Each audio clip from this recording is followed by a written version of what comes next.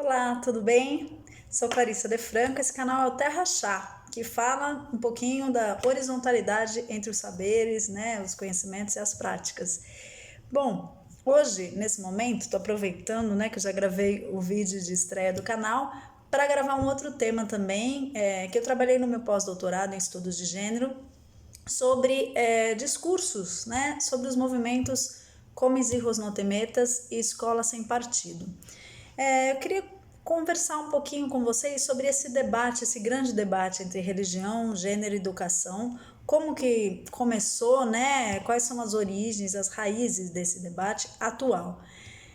Vamos pensar que a gente tem uma década em que os três campos se transformaram muito, né, mundialmente e também no contexto do Brasil. Essa década é 1990, quando na educação a gente teve uma reformulação importante, que foi uma mudança nas leis de diretrizes e bases, né? Então a gente teve uma série de debates ali públicos sobre educação, sobre as novas diretrizes educacionais, né? Inclusive também foi redefinido ali o ensino religioso, então todos esses aspectos, nesse momento, a educação estava em grande processo de mudança. Ao mesmo tempo, a década de 90 é conhecida como o começo da terceira onda do feminismo, né? Finzinho de 80, mas mais marcadamente na década de 90, quando aí despontam as pautas LGBTs no mundo, né? A gente tem estudiosas estudiosos também, como a Judith Butler, né, como a Donna Haraway. A gente tem uma série de estudiosas do campo de gênero que apontam para essa questão do quanto até então, inclusive os movimentos feministas têm demarcado a questão do binarismo, né, homem e mulher, masculino e feminino. Para lutar pelo lugar das mulheres, se acabou estabelecendo também fronteiras em relação às mulheres, por exemplo, trans, em relação às pessoas não binárias, em relação a outras categorias, né, ligadas à identidade de gênero, ligadas à sexualidade, à vivência sexual, né? E tudo isso, ali na década de 90, ficou muito explícito, né? A Judith Butler é uma que fala, olha, o feminismo é importante, né? Quer dizer, eu sou uma feminista, mas a gente precisa olhar também para o quanto a gente tem reforçado essas dicotomias, né? O quanto a gente tem essa categoria mulher, ela talvez não exista desse modo como a gente está imaginando. Primeiro porque entre as mulheres, né, existem pautas muito diferentes, né? Entre grupos de mulheres diferentes, e depois por esse tema que eu acabei de falar, né? Que a gente, às vezes, está reforçando uma categoria que acaba excluindo outras, né? Além disso, a Judith Butler também fala da questão do corpo, né? O quanto se tem colocado a ideia de que o corpo pertence à biologia e de que a natureza pertence à cultura, quando na verdade corpo também é uma construção cultural, né? Corpo não é, a gente não nasce com o mesmo corpo, a gente vai transformando, coloca tatuagem, vestimenta, maquiagem, muda o cabelo, né? A gente vai se transformando, né? O corpo também é uma construção, né? Ele não é dado simplesmente, né? Ele é uma construção o tempo inteiro, né? Em todos os sentidos, marcas em termos de, né, acidentes, cortes, cicatrizes, pernas mecânicas, quer dizer, toda essa construção do corpo, a gente poderia falar, né, que isso é natural a partir do momento que a cultura é natural, né? Então o natural não é só aquilo que a gente nasce, o natural é aquilo que a gente vive, né? Aquilo que a gente constrói como seres humanos, isso é natural também, né? Então nesse sentido, acho muito importante pensar, né, nessas novas perspectivas, novas velhas, né? Mas que estão aí desde a década de 90 mais marcadas, né? Trazendo uma reformulação, né? Como a gente pensa gênero, né? E o último campo que eu gostaria de falar é sobre as religiões, né? As religiões, e aí eu vou falar mais especificamente do contexto brasileiro, mas outros contextos acompanham, principalmente os latino-americanos e tal. As religiões vieram um quadro de transformação nas últimas, né, no último quarto do século XX, em que as religiões cristãs evangélicas, que a gente conhece como evangélicas, né, que tem aí os neopentecostais, pentecostais, protestantes, tem todo um grupo aí de crenças que são diferentes, distintas, mas esse grupo que de igrejas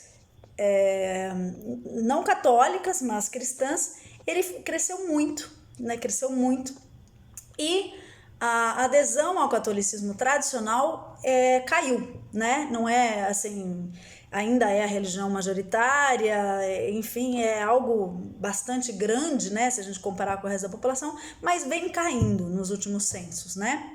E o trânsito religioso, então, se acentuou, né? Eu tô falando desse universo cristão porque ele está diretamente ligado ao nosso debate. Outras religiões, elas não afetam tanto esse debate que eu tô trazendo aqui da educação, tá?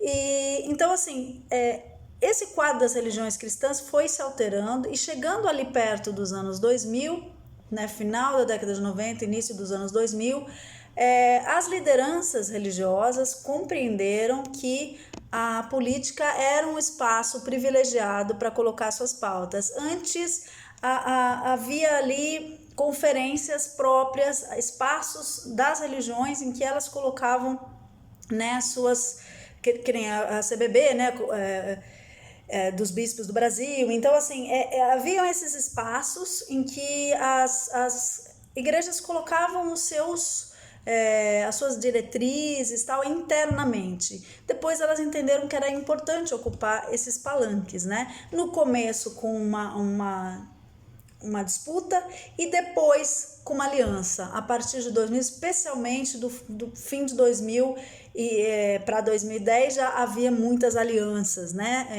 nas pautas cristãs. Bom, por que eu falei da década de 90? Porque foi justamente na década de 90 que tivemos duas conferências da ONU em Pequim, ou Beijing, enfim, e Cairo, né, 94, 95, que trouxeram diretrizes bastante explícitas em relação ao tema de gênero, diretrizes mundiais, né, globais, para todo mundo, todos os países, nações que estão vinculados à ONU, mas mesmo aqueles que não estão, a ONU acaba sendo uma referência internacional importante, né, que mesmo que os países não sigam, eles têm que prestar atenção ali no que está acontecendo, né? Então, essas diretrizes da ONU, elas diziam claramente, né, elas traziam claramente alterações mesmo na perspectiva de como tratar essa questão de gênero, né, de modo não mais binário, a inclusão das pautas LGBTs. Com isso, o que aconteceu com esses setores religiosos, né, que estavam em transformação, em movimento? Porque quem fala que religião não muda, olha, as religiões, elas acompanham os tempos, elas sobrevivem assim, né, se alterando. A religião, ela é dogmática em alguns pontos, mas ela faz muitas transformações. A religião como um fenômeno social, né, como um campo, ela se transforma muito. Deixa eu tomar minha água aqui. Então, o que aconteceu nesse momento histórico? Começou uma reação de vários setores mais conservadores, né? Quando eu falo cristãos, eu não estou me referindo a todas as pessoas cristãs, né? Eu estou me referindo a setores mais conservadores que tiveram uma reação e começaram a colocar, inclusive no Congresso Brasileiro isso ficou muito claro quando foi a votação do Plano Nacional de Educação, né? Ficou muito claro que a questão da família tradicional, essa questão era eles estavam se sentindo atacados, né, em relação a essas diretrizes, por exemplo, internacionais, como se estivessem atacando a família tradicional. Acho importante aqui a gente parar e refletir que a família tradicional, ela segue tendo o seu direito, né? As pessoas que vivem uma família tradicional, eu mesma vivo, né? Eu sou casada, eu sou uma mulher cis, casada com um homem cis, tenho 2 filhos, quer dizer, uma família super doniana, super tradicionalzinha e tal. E assim, as famílias tradicionais, as pessoas que vivem nessa situação, elas não estão sob ameaça, quer dizer, o direito delas de existir não está sob ameaça, elas não saem na rua e apanham por serem tradicionais. Eu acho isso muito importante da gente esclarecer, porque quando existem essas diretrizes, elas servem para proteger as minorias, né? Elas servem para proteger quem está sendo ameaçado, quem está sendo violentado, quem está apanhando na rua, quem não tem o direito de existir da maneira como vive mesmo, da maneira como da maneira como quer ser, né? Então, nesse sentido, ninguém quer tirar direito das famílias tradicionais. Isso é uma coisa bem importante, assim. A gente só quer garantir que as pessoas que não vivem de uma forma tradicional tenham esses direitos, né? Direito de existir, direito de circular, direito de não ser violentado, direito de não ser, de ser respeitado, né? Nos espaços públicos e privados, enfim, direitos, né? Que qualquer pessoa tem.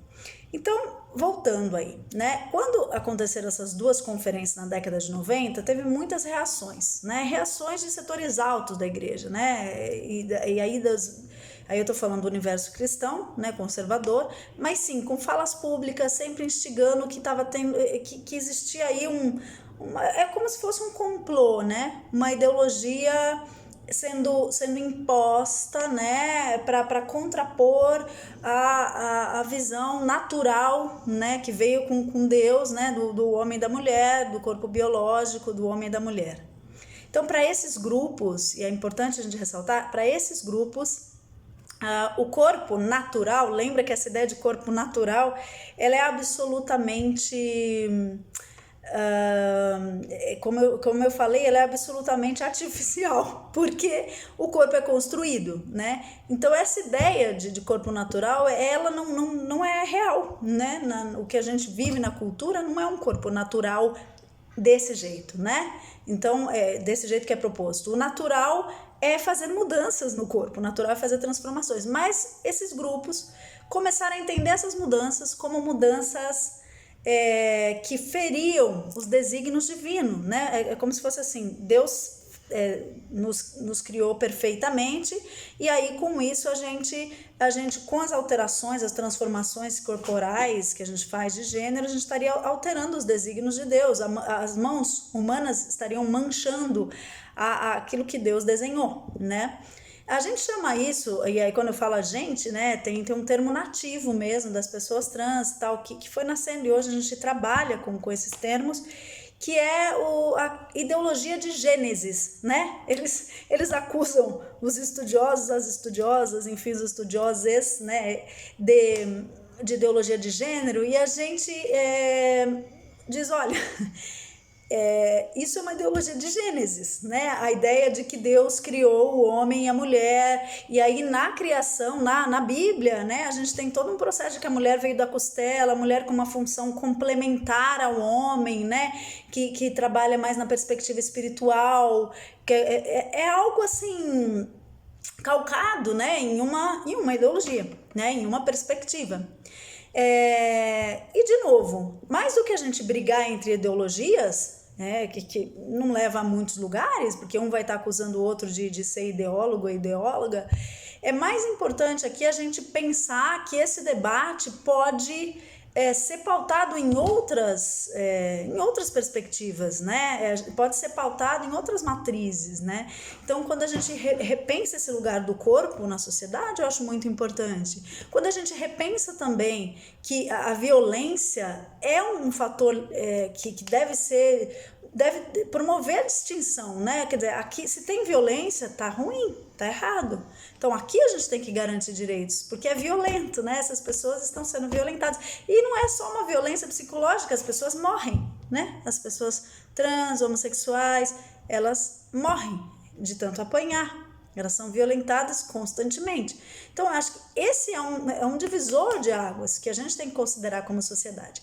Eu falei, vai dar os 15 minutos, eu não cheguei ainda no contexto do Comisirros no Temetas e Escola Sem Partido. E aí eu vou fazer a continuação daqui a pouco, tá bom? Obrigada pela sua atenção. É isso. Beijo. Tchau.